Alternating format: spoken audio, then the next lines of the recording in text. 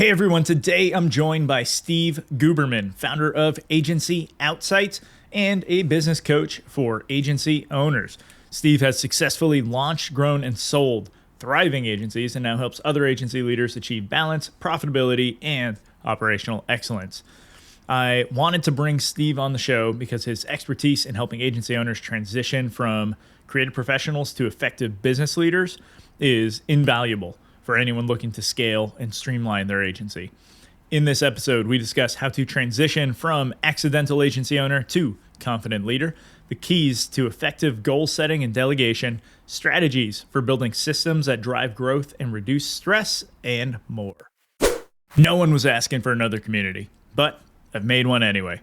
So what's different? The dynamic agency community is designed around access rather than content. Access to peers who've done it before, access to experts who design solutions, access to resources that have been battle tested. And right now, the price for founding members is only $97 a year. Join today so your agency has immediate access to everything you need to grow. You can join at dynamicagency.community. And now, Steve Guberman. It's easier than ever to start an agency, but it's only getting harder to stand out and keep it alive. Join me as we explore the strategies agencies are using today to secure a better tomorrow. This is Agency Forward. What are you seeing as a major struggles with accidental agency owners? Honestly, they probably aren't even aware that they are quote unquote accidental agency owners. They, like myself, went into it gung ho and are still trying to be practitioners and do all the things. And, if you look at, quote unquote traditional business owners, the CEO, the owners, they're not doing all the things. They're being actual CEOs and owners. And, creative professionals seem to think like, hey, this is my business and I need to do literally everything. And I think that's one of the biggest, Achilles hindrances that they can, hold on to. Right. Have you seen it? I kind of view it like an identity issue where it's like they're attached to the deliverables so much. And so they don't even see that other, like what's possible, I guess, by moving into the ownership role. Like, is that something similar to what you're seeing? Yeah. I mean, I was a designer and I opened a design shop and then suddenly I'm responsible for biz dev and paying the rent and what's a P&L and forecasting and team members and all these other things that it was not on my radar. Also, most of us didn't go to business school. So like the intricacies of running a business, not even close to on our radar other than what we learned on the job from our previous employers or internships or whatever. But I wanted to be a designer. And it's like, at what cost? Like, you're running a business. That can't be your chief responsibility anymore. And maybe at some point when the machine is operating and it's like well oiled, and I've had friends, known agency owners, coach agency owners where like, cool, I can jump into a project that I want to because they've got it up and running to that point. But for a long time, that's not going to happen. Right. Yeah, that was something. So as I'm looking at agency design with my clients, it's like if they're really like just fanatical about whatever that creative art is, it's like, yeah, we can design your agency so that you can keep doing that, but it means someone else has to come in and run the show. Right. And so you got to be willing to like let go of all of these things. And I think even that idea is hard because most people got into the agency space to be their own boss and not have to, deal with all of that. Yeah. But crazy. I would say even the bigger picture of that is if I want to be the designer or be the whatever, the coder or whatever the thing is that I love doing that said, well, all you guys are doing it wrong. I'm going to go, launch my own agency. I've got to be responsible for biz dev. And that's probably one of the last things that an owner is able to like offload to somebody else. It's one of the hardest things that they can offload to somebody else. So even in thinking about the big agency picture, agency design, if I really want to focus on the craft that I love that forced me into this spot anyway, accidentally, not doing biz dev is one of the hardest things to get out from underneath as the owner. Right. So How would you recommend they actually do get out of biz dev? Because that's a struggle that probably most agency owners listening to this they've thought about it at some Yeah. point, but they just don't know how to do it. It's really tough. I mean, just putting a salesperson in place is not going to be the answer. I'm going to hire somebody and they're going to cost me a ton of money and it's going to eat into my profits and commissions. And that's not the answer. But building an agency that has the right systems in place. So if I've been doing biz dev for 5, 10, 15 years, how systematized is that process? Can somebody follow a process for me? Most are relying on referrals and word of mouth, and they're proud of that. Like, oh, we've grown to X amount just on referrals alone. It's like, cool. Think about if you had an actual sales strategy or positioned it, properly, like what it would have done for you. But I think doing the work for inbound leads, doing content, presenting, speaking, a lot of that ties back to niching. So, if I'm getting on a stage at the plumbing companies, what the heck is it called? The home service providers marketing expo or whatever. And I'm talking about how great we do at home service marketing. Like doing things like that will start to get the owner out of biz dev. Right. Yeah. I think one of the struggles I've seen with that point in particular is that a lot of agency owners have probably tried having someone else do sales at some point, but they haven't been as successful. One, because they don't have the systems. But then there's also this, it's like if you're the agency owner in a sales call, you get this like stat boost where it's like, right? Like if it was a video game character, it's like you have this affinity towards being able to close a deal. One, because you can tailor the deal to exactly what you need. But then also there's more confidence, I guess, that you're able to carry because you know what you're like able to do. Yeah. And so I guess just being able to realize you're not like the perfect salesperson. It's just like you have these abilities that others don't because you're in the seat. So how can you use that seat now to facilitate someone else getting better at this job and just providing clarity around what you offer? I think is that first piece. Yeah. Right. I think where it makes sense partnering with somebody. So like I was a designer. I'm the creative brain and had to really force myself to learn sales, biz dev. Like I went to Sandler training and I like learned operations of a business. I used to joke with a buddy, my friend Mike, who owns an agency, like we should join forces because we were both commiserating like, God, this sucks. Why are we doing this? That kind of thing. We were cut from the same cloth, both designers, both creative guys. It wouldn't make sense for us to partner. But if I had found a partner who was a crack salesperson or really great at networking and biz dev, that would have been an amazing compliment because that person as a partner can then go out and be founder led sales, and that's a natural thing for them. Whereas for me, I want to be a designer. You know what I mean? So I think where it makes sense, that right partnership to have somebody else doing biz dev makes sense. Right. And that is a chat, like finding that partner is hard, right? Because your circles aren't going to include people with complete opposite thinkings. And so I guess how would you go about even finding someone who you could partner with? I mean, a lot of people I know, we were college buddies or we dated in college or, things like that. I see a lot of shops where, let's say the creative director and the head of accounts are like, this place is garbage. Let's go off and do our own thing. And so, miserable employees go off and find their paradise together kind of thing. Networking, be open to the right introductions, as with all things, like we're the sum of the people we surround ourselves with. And so if I'm surrounding myself with really good people, and I find, hey, this person would be a really good complement to what I want to be doing. We have the same vision, the same big picture goals. We believe in the same values and cultural things. Then, there's an alignment there, where it makes sense. But there's other challenges there. Now you've got a partner, you've got 2 mouths to feed or 2 families to feed or whatever that looks like. So you can't be as scrappy, brings a different set of challenges. Yeah. So if I heard you right, you should find a partner who's single and doesn't have a family to support. You can pay him up. So let's shift gears a bit and get into this. Episode's coming out right at the start of the new year. And so a lot of agencies probably have set some goals and are realizing now as they kick off the year that maybe they didn't set the best goals or don't know exactly how to tackle the process to achieving those goals. What are some of your tips, I guess, for agency owners as they kick off this year? Yeah, I'm a big fan of goals.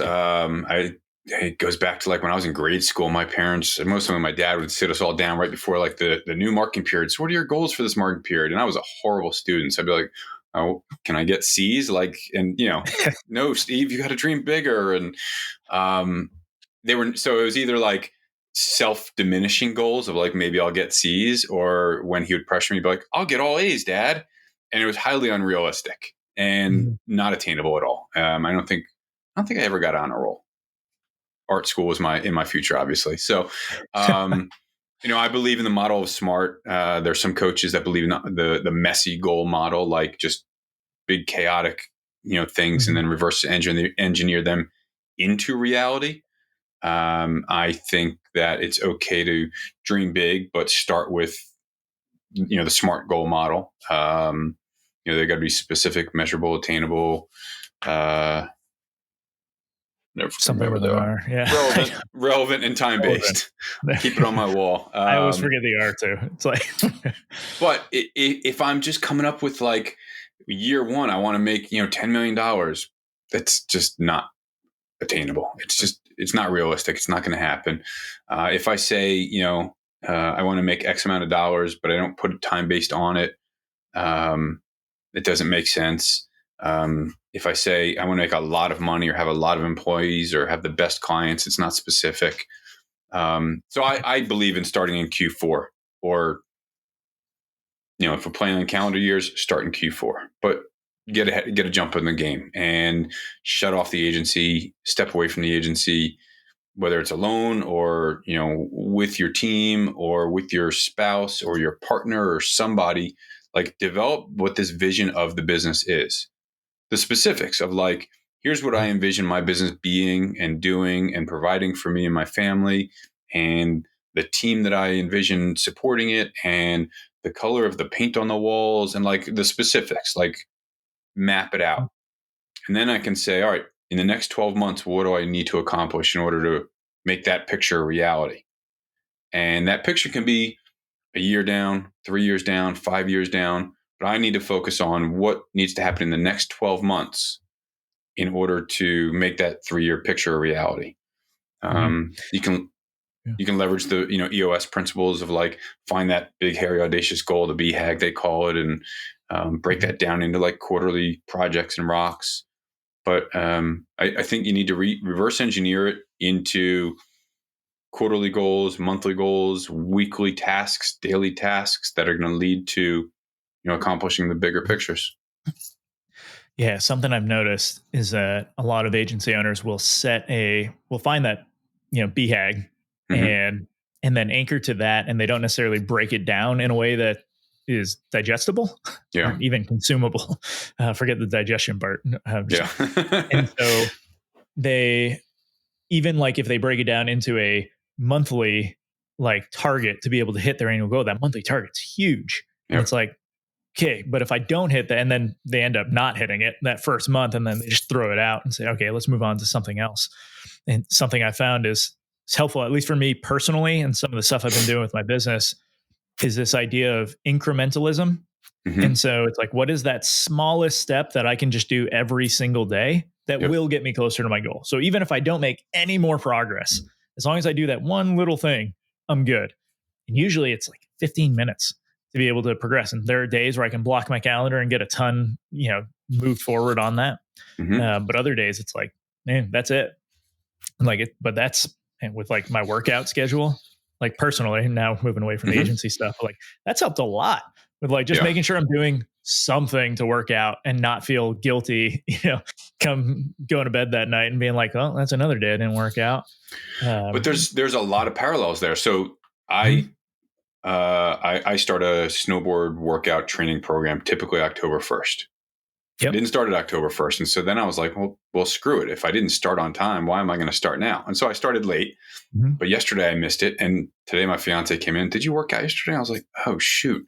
So now there's like a mental game of, well, I failed. Why am I going to even continue to show up to the game? There's a lot of, I don't call them failures, but it's a tough job running an agency. Most of the Mhm. goals are going to be based on finance. Like I want to make X amount of dollars, or I want to grow my team to this, or I want to work with these types of clients. And so they're all numbers based. And so let's say I've got a 60% close rate. It means 40% of the time somebody's saying no to me. And every time Mhm. somebody says no, is that the equivalent of I didn't work out today? Or I didn't show up for myself today, or I didn't do that. And it can wear us down mentally and emotionally and Mhm. spiritually and like really take a toll on us. And so I've seen agency owners that are like, I can't do this. I'm not thick skinned enough. There's too many no's in whatever that process is. So we've Mhm. got to like prepare ourselves for what happens if I don't show up today? What happens if I can't show up to the game today? What happens when I shoot my shot and they say no? Like, am I going to keep going or am I done? It's Yeah. not an easy game. Right. Yeah. That's the battle of entrepreneurship. Right.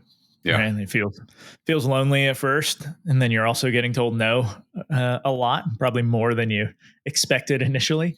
And Yep. yeah, I think the ones that start to thrive are the ones who can grit through that time and come to terms with it.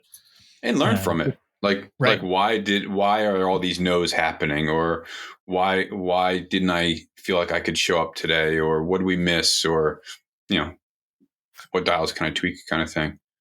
Right. But to your point, like, all right, so if I carve out 2 hours in the morning to do my exercise and I prioritize that time, can I also time block my biz dev calls? Can I also time block my leadership Mhm. training? Can I also time block like whatever it is my priorities are? And so for me, my morning starts with a number of things that are very important to me, but I prioritize that time. Mhm. So it's the same exercise of if I want to hit these goals, I've got to like reverse engineer it into the smallest amount of time. Right. Is it a half an hour? Is it an hour? Is it half a day? Whatever, and block that time off and use it just for that specific purpose. Right. Yeah, definitely. So let's say with goal setting, I think one of the other challenges, which we've already kind of discussed a bit, is that the agency owner feels like they need to have their hands on everything. Hmm. And so one of the struggles I think of accidental agency owners is their inability to delegate initially, right? It's a learned skill. Like I don't Yeah. think a lot of people give it that type of credit where it's like they just give the task to someone. It's like, well, it's not that easy. Yeah. Right. Like, what are some of the things you're doing to help agency owners be able to delegate more so they can actually achieve the goals because they're now spreading the workload and giving the right tasks to the right people? I mean, the first is stop making excuses. I have nobody to delegate to, or it's quicker to just do it myself, or that's probably the biggest one I hear is it's easier Yeah. to just do it myself. And there's that phrase of you can whatever teach somebody to fish and they're gonna feed their family or whatever it is. Like whatever an agency owner is doing that is a repetitive task and they're not documenting it first and foremost to build those processes, they're missing a huge, huge opportunity. You can't scale with this is kind of like a sidebar of delegation. You can't scale without systems in place. And so if there are things that I'm doing, biz dev, hiring, onboarding clients, writing proposals, washing the kitchen, whatever. Literally a call I had this morning, the guy was like, oh, we have a process in Notion for how to make coffee. It's been revised 7 times over the past few years. I'm like, that's a bit much, but okay. So Yeah. Must be some it's good coffee though. it better be. I need to drive down there and get some. But so if I've got all these things trapped in my head, obviously there's no way I'm going to be able to delegate because Mhm. it's quicker for me to just whatever put in the tag manager into the website myself because I know where all the passwords are. So first and foremost, from day one, start documenting things because the myth of it's quicker for me to do it myself. Like, sure, this time, yeah, but after you've done it 7 or 8 times, you could have paid somebody a lot less than your time is worth as the Mhm. owner. So breaking it down into what's my time worth and seeing the numbers of it is a really good way to say, oh my God, that task cost me $200. It would have taken, you know, Joey, the junior designer, twice as long, but I pay him a third of the amount, or you know what I mean? And so dollar for dollar, it Mhm. would have been cheaper for him to do it. And now he's got the skills to do it next time without me teaching him. And think about what I just did for that team member's self esteem, self confidence, Mhm. talent level, skill level. And so everything that I push to somebody else to do, not because I'm too lazy, like I used to get in trouble. I was very guilty of this. I'd reach out to like my senior designer. Where's the blah, blah, blah file? And she'd be like, dude, just go look on the Google Drive yourself, or it's in the same place it was last time you asked me for it. So like, not because I'm lazy. That's not a reason to delegate. It's about efficiencies. It's about clearing off the owner's plate or the senior leadership team's plate so they can focus on bigger picture, higher value, longer vision, all that stuff. And again, empowering other people to do great things for them and learn how to do more. Right. Yeah. The act of documenting feels super cumbersome, but when you realize you're probably going to be doing that task anyways, right? Until you teach someone else. So why don't you just record yourself doing it? Like we have enough software out there that you could just slow yourself down a little bit to talk through what you're doing, but you just create a process. And now we have AI, we have all of these other like apps that'll literally create a process for you based off whatever you feed it. It's like, it has never been easier to be able to hand off those tasks. But another piece that I think I see agency owners struggle with within that is the figuring out certain problems, knowing that they can just give a problem to someone, like just delegate the problem and say, hey, I need you to help figure it out. Not like this is exactly how you do it, but it's like, I don't have time to work on this specifically. It fits in with your skill set. Maybe you can come up with the right solution and then we can talk about it. Yeah. And like that can be incredibly powerful and empowering for those team members. And so I'm surprised that it doesn't happen more. And I don't know, do you see it as just like they want to hold on to, they don't know they can do it? Or is it that they want to hold on to those problems to be the one who solves it? I don't think it's like well, maybe it is an ego thing of I want to be the one that solves it. I just think, we're like innately control freaks. There's like that level of I'm just going to do it myself. And it's because I'm a perfectionist down to the pixel. Or again, it's quicker to do it myself. And we're very short-sighted with that. I'd rather just do it, bang it out. I don't want to bother somebody else. I'm a people pleaser and I don't want to impose. Maybe that goes back to childhood of like, every time I ask for a favor, dad snapped at me or, something like that. So F it, I'm just going to do it myself. It's easier. Like all those reasons bundled up into one. Yeah. I think it's interesting to see the different ways we already talked this, but the different ways that brains work and stuff with, looking at partnering and stuff. But like I was trying to help my designers with an asset and it was in Figma and I just kind of moved some stuff around to give them an idea of what I wanted. And one of the designers said, please don't ever touch one of my designs again. But he was able to point, I moved something and it was like, I don't know, 30 pixels off within this massive, we had a framework for a web page and he was able to just pick it out like that level of detail super fast. And I'm like, got it. And so like my brain immediately goes to how can I get someone else who understands this better to do it? And maybe that's part of my military training as well. But I have noticed that a lot of agency owners struggle with that piece. Yeah. And the trick that kind of helped with some of the kind of managers as people were stepping up within the agency I was working at was leaning into this 10-80-10 principle where it's like you give them the first 10% of the project, like guidance. Hey, this is my expectation. Here's how we need it, the timeline. Here's how we need to have it done. All of those. They do the 80% of the work. And then they'll come back with that last 10% to be like, what do you think? What needs to be tweaked? And then that gets you to the 100% where now you can put it in front of a client or, make it go live on your website, things like that. Yeah. Super easy. Super valuable. I hadn't heard of that. I like that kind of breaking it down like that. I do think, from a leadership standpoint, it is vital to the success of the relationship, but also, like you said, empowering other people by laying out clear expectations. This is what I need. This is what my expectations of the results are. This is when I need it by. I expect it to be this big and in this format and like lay it out clearly. And then also specifically saying, what do you need from me in order to achieve success here? Do you need me to clear a path ahead for you? Do you need me to clear your schedule? Do you need me to, whatever you need from me, like as a leader with some compassion, this might be like a massive thing. It might overwhelm you. It might be something out of your comfort zone, or it might just be something you can bang out in 2 minutes. Like either way, I want to be supportive because I'm asking you to do something for me, And I think that both of those are really vital just for like from the leadership standpoint. Yeah. Okay, man, that got me going on multiple threads in my head right now, like ADHD going on. What a lot of people will say, like, don't use a title to lead and stuff, right? Because Hmm. obviously, if you have to force people's hand because you have a title, Yeah. but I think a better way to look at it is if you have a title, that gives you the ability to get more resources and do more for your team to be Yeah. able to leverage like external things. And so like that was a perfect example. Uh, but the real thing I'd like to kind of go deeper on, I think expectation management is one of those skills that few people come into this business understanding is like a critical Mm. aspect, right? From whether it's with your team, so they know what roles they have to do, whether it's with your clients, so that they understand what's actually going to come from this project and they're not surprised when you, you deliver something. What are some of the ways that you like, I guess, help people foster that skill of expectation management? Yeah. That's a tough one because personally and like spiritually, I really try and like have zero expectations on Hmm. people, on the world, like, because then you can't be disappointed.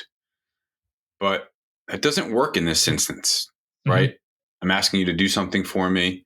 I'm asking you to sign a proposal, hoping to upgrade the account to something bigger. Like all these things that we're doing, there's an expectation of you're going to pay me. You're going to show up because I pay you. Like the work's going to be great because I've seen your portfolio and you didn't just like fool me in an interview. So again, I think it comes back down to like clearly communicating and without having like clear lines of communication between team members, clients and team members, account people, and like full open lines of communication. Now I'm getting Mm-hmm. pissed off because you didn't deliver what I expected you to deliver, even though you didn't read my mind and I didn't tell you. So that doesn't work. Now I'm, resentful at an employee or my boss or my client or whatever. So I think it all comes down to really true, clear lines of communication, spelling things out, not Mm-hmm. speaking condescendingly, like, I want it to be, this shade of green or like anything like that. But I think, yeah, defining milestones, defining goals, defining what success looks like, things like that. Yeah. Yeah. I think there's on leaning into like communication, there's probably a line where even the team member needs to know when to push back on those Yeah. expectations and an agency owner being able to receive that like in the way that it's meant, right? When Yeah. like oh, you can probably like you can see something down to the pixel, right? Yeah. I cannot. And so when a team member can't, and they're like, well, hold on, that's kind of outside my range of abilities, being Hmm. able to say, okay, well, how can we rework this so that we find, the best outcome that I Yeah. can hold you, accountable to. Um, Yeah. We yeah. used to experience that all the time where it'd be like, all right, we've got this website and here's this great idea. And, well, that's awesome, but that doesn't fit into our budget. And so instead of Mhm. saying no, it's like, well, how can we reapproach that idea so that it doesn't take 30 hours to build, but maybe we can do it in 5 hours? Can we like fake the JavaScript or I don't know, any kind of these things? Mhm. But instead of like being quick to say, that's just unrealistic, that can't happen, like, let's ask more questions. Let's continue to be curious. Let's continue to talk through what the challenge is. And you said something earlier that made me think that like, if a client comes back, it's like, no, make it purple. Well, don't give us the answer. Let's talk about why the blue that we gave you doesn't Mhm. work, or let's like talk through Right. what we can do to find better success for you. What's the Yeah. definition of what that success is? Yeah. That's another layer entirely, training the Yeah, client on how to give a that's a feedback. whole other Um, episode, man. right. Yeah, like in that example, right? If they just say no, I just want this purple. It's like, well, why do you want that Hmm. purple? Because if we're going to keep working together, there might be other instances where I could just solve for this immediately, like Yeah, and help you get exactly what you want while still letting us be the experts that we are. Um, yeah, that's definitely a whole other episode. Um, well, man, we covered a lot of ground, a bunch of different things. I think so. I have two more questions for you. With Yeah. the first being, what book do you recommend every agency owner should read? Oh man, just a single book. Um, I started one of the books on my shelf that's probably one of the oldest is The Business Side of Creativity. It's by a guy named Cameron Foote. It's an oldie but a goodie, and he put out a revised version. And so whether it's that one or a book like it, Emily Ruth Cohen's book is out of print now, but you can get the PDF. It's the no BS side of creativity, I think. But a business operations or a business side of what we do kind of book, I think is vital. Like I can rattle off 1,000 books, but a book that fits within that realm or genre of like, how do I understand the operations of my business? Because I'm a designer, I'm a developer, I'm a content creator, and I don't know how to do business. Like, I think that's essential to like really dig into. And especially if my brain is on that creative side of like thinking creatively, I need to really start to learn about business and operations and numbers and pricing and going down that rabbit hole. Right. So yeah, that's good. I haven't heard of that. Yeah. So not a specific book, but like that kind of, that was, again, it's right there in gold. And yeah, it was one of my first ones. And, so that kind of a book I think is vital. Awesome. The last question is, where can people find you if they want to learn more? AgencyOutSite.com. LinkedIn, do you have a handle on LinkedIn? My LinkedIn handle is Agency Coach. Yeah. So, and then you got the best handle for an agency coach. I couldn't believe it was literally just this year I got it. I couldn't believe it was still available. Man, so that's going to be worth money someday. I'm going to sell it. I'm going to hold on to it. That thing off. But there, and check me out on wherever you get your podcasts alongside this one. Agency Bites is the podcast. Awesome. All right, Steve, thanks for joining. Thank you, my friend. It was great to see you and happy to do this. That's the show, everyone. You can leave a rating and review, or you can do something that benefits you. Click the link in the show notes to subscribe to Agency Forward on Substack. You'll get weekly content, resources, and links from around the internet to help you drive your agency forward.